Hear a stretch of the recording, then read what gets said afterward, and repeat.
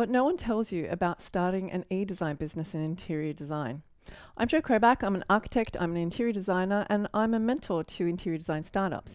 And I started my own business with e-design. So this was something I grew my business with an e-design business, and it was the best thing that I could have ever done. And I think the craziest thing is that e-design has the potential to be so fantastic, and this is often why I teach a lot of e-design based strategies to my mentees. But it also comes with a lot of issues. So that's what this is about, and I'm going to tell you what no one tells you about an e-design business for interior design after having completed hundreds and hundreds and hundreds of e-design projects myself. So the first thing that no one tells you is that it's a low-cost service. And although this might sound a little bit obvious, but what is a low-cost service? Well, if you are an interior designer who needs to earn a certain amount of money every month, and you're running a business, that means that there's only so much people are willing to pay for this service. So let's take one step back. And what is e-design? Well, it's predominantly a concept service. So it's predominantly doing the thinking part and the part that we can communicate without implementation.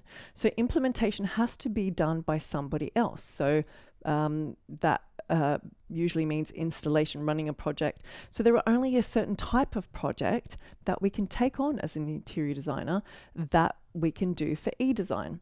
So that also means that kind of service is only valued so much. And it's for a specific type of client. So this is actually, which takes me on to my next point, is there is a specific type of client for an e-design service. And this is something that most people don't really understand, because they think, well, I can sell an e-design to this type of client and to this type of client, and that's not true. E-design, people who buy e-design, and I know this because I've sold it to hundreds of clients, they are a specific type of niche. And this is really important because this niche requires certain things to buy that service. And I think it's, and you need to have quite a lot of those clients to sell that service as well. So you can use e-design as a stepping stone to other services, but predominantly it is going to be a low-cost service. And I think this is something that a lot of people don't really understand. So I see people pricing e-design really, really low, and I'll go into that in a second, or they just assume and they treat it like a normal full service design project. And that will send you broke because they try and offer everything for that kind of minimum price. So I think the next thing that no one tells you about e-design is that you need a lot of clients. It's kind of crazy because I, at the beginning, was charging, I think my first e-design was $250. I sold a few at $250. And then I went to $500, $750, $1,000, $150, 1.5, 2. And then by the time I stopped offering e-design services, because I had offered hundreds and I was bored of it really, and it just ended up not being profitable considering the type of projects that I was already attracting at that point, I was selling mine at about $3K. So when you think about how many clients you need per month to get to that, for let's just say your aim is $5K a month, and you're aiming to have 2 e-design clients a month. Well, at 2.5K, that's a really good, you've got 2 clients at 2.5K. Even at 3K, that's 3 and a bit clients. So or just 2 clients. So the amount of clients that you need per month really, really is more than most people need across a year. So for example, if you're working on full service interior design projects, you probably only need 1 or 2 projects a year. Whereas in interior design for e-design, you need at least, and that's getting your services up to 2.5K to 3K for those services. you need at least 2 of those a month. And so all of a sudden, when you're thinking about, I need at least 24 clients a year with selling 2.5K packages, this is already starting to kind of think about, well, who are the types of people who are going to buy this type of package and what can be included into it. So the next thing that no one tells you about an e-design business is that you're not going to get any portfolio photos. This is the biggest misconception about e-design. E-design is the type of service where you do all the thinking and you hand it over to somebody else, usually your client, to do the implementation. That is why it's a low-cost service, because they do the bit that usually costs a lot of time, a lot of effort, and where most of the things can go wrong. So you do all the preparatory stuff, all the stuff that can be communicated via email or via a digital presentation, and then the rest gets done by somebody else who's local to the project. So because of that, the implementation of it can go wrong because your client is not a designer, you are, and the level of communication that you've provided in your documents to help your client to understand what it is that they should be doing is there's a lot that can be lost in communication. But also, your clients will usually, because they're a specific type of client, and I know them, they are this type of client that will think that, oh, I'll just change 1 or 2 of these things and that'll be okay. And then all of a sudden, your client will send you a photo of the thing that they chose instead of the thing that you proposed, and it's a disaster. And you'll think, I can't use that photo now. Or the other thing is that most clients don't take great photos. So when they're showing you a photo of the finished product, or at least a project along the way, there will be stuff in the way that they can't see because they're showing you, they're so proud of what they're showing you that they don't see the sock in the corner or the, I mean, these days you can remove it with AI easily, but I mean, there's a lot that clients don't see. The light, they'll take a photo right into, full daylight, which is, over contrasting the image. There's just, as much as you try, unless you or a professional photographer are going to take those photos, they're not going to be good. In 99% of cases. I've had 1 or 2 clients that were pretty good, but it's very rare. And also, most of those clients, 99% of them, there are clients who do follow exactly what you propose, but it's rare. I know that sounds really strange, but it's rare. People don't follow instructions very well. So in 99% of cases, what you've proposed is not what they're going to create. But that's not the point, because e-design is your thought process and your design given and kind of communicated to your client. It's not about the end result, because end result, to have control over the end result, you need to have implementation control. And that is not what e-design is. That would become a full service design service. So you've really got to understand the limitations that come with e-design and the whole idea that you've got to let go of control. And because of that, you're not going to get any portfolio photos. So next, the boundaries, I suppose, of interior design, e-design, is that end dates are critical. So the kind of boundaries in place with these types of services are critical. An end date is absolutely a must, because the thing with e-design, and this was the lesson I learnt with the first probably 20 or 25 of my first e-designs, is I offered so much in those e-designs, and because I was a very capable designer, I offered and allowed the projects to keep on going, because I really, really wanted these projects to be a success. But the problem with that is that I wasn't getting paid for that. It was a low-cost service that needed an end date.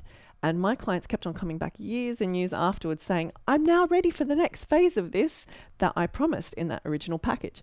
Or original service, because they were taking their projects so slow that I had moved on. By the time I had moved on to, even when I had offered those first few at 250, by the time I had moved on to the ones at 2K, at 2000, I was just not only a completely different person, my systems had completely changed because I knew what I was offering, and I could package that in a way and sell it to clients because I knew what they wanted.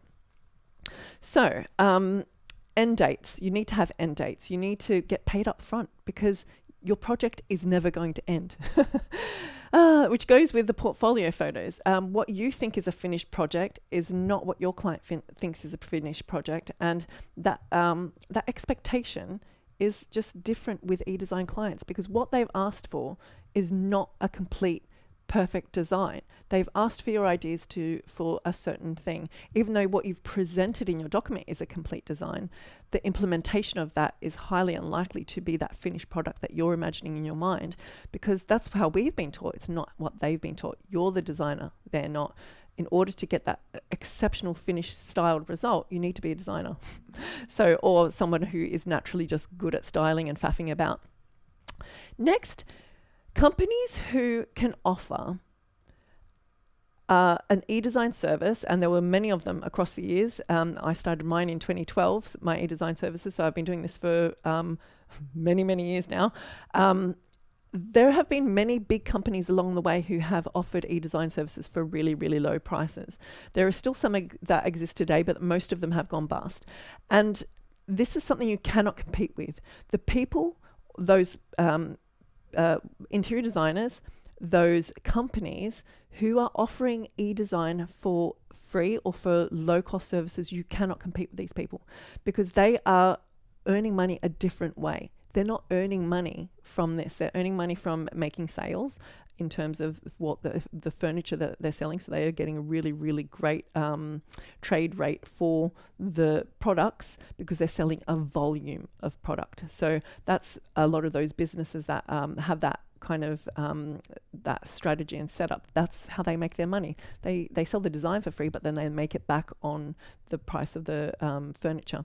So there's also people who just live at home and they're, you know, relatively young. They're straight or at school still and straight out of school, or, you know, older and still doing it as a hobby and earning money a different way. So you can't compete with those people. You need to be a professional, offer actual eDesign service that is going to sell to interior design, to the specific type of niche client who purchases eDesign clients, eDesign services.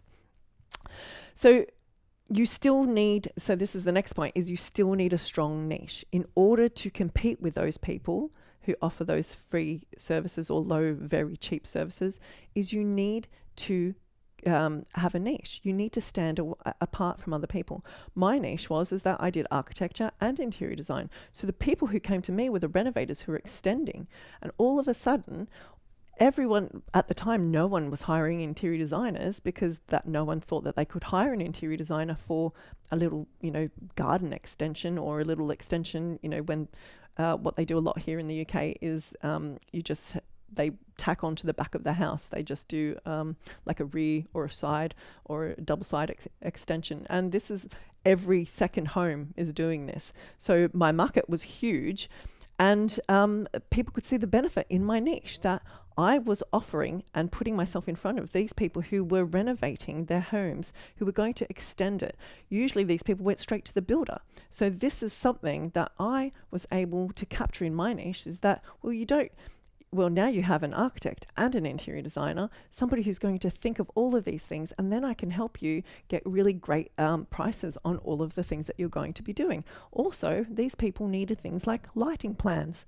Most designers, at least at the time when I was starting, didn't even know how to draw, let alone do a lighting plan. So these were really sellable skills that I was presenting to a specific niche who wanted that service.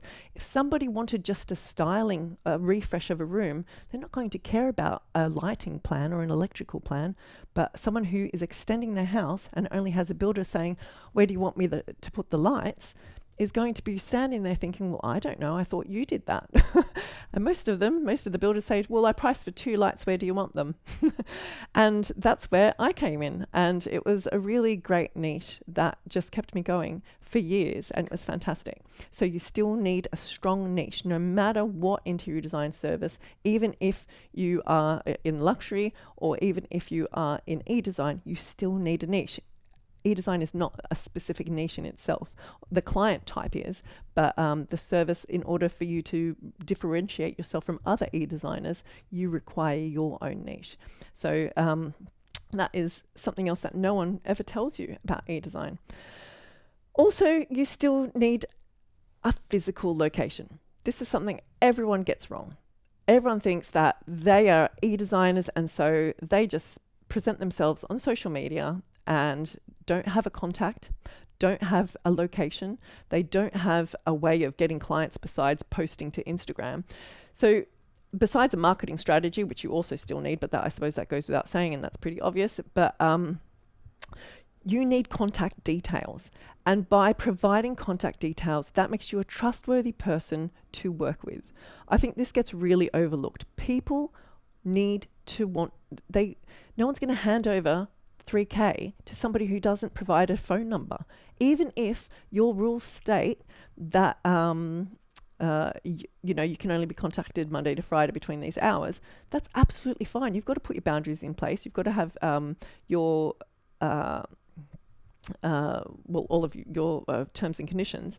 But the reality is that without that location, or without that ability to contact you, firstly, you won't be found. Secondly, you're not going to be able to get a higher paid service.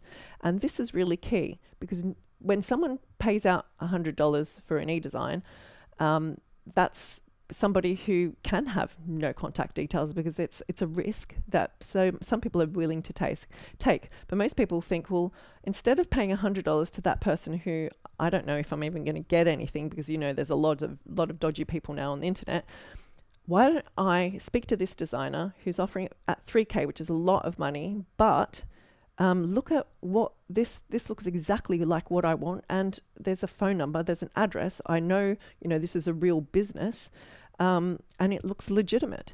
So you've got to not forget that we're still selling something, and we're still selling an actual service, and that's really, really important. Finally, the thing that no one else tells you about e-design service is that you've got to package things. You need to have, the clearest boundaries about what it is that you're offering. You get this for this price. It's really that simple.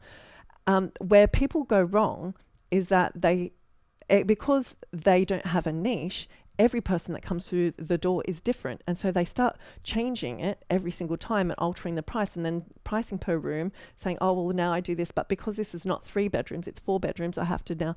And then they just get themselves all in a muddle. This for this price, that's it. Offer it to the right person. And if you need help with this, that's what I do. I'm an architect, I'm an interior designer, I'm a mentor, and I help you start an interior design business. So get in touch, have a look at my mentorship options, and I'll see you in the next video.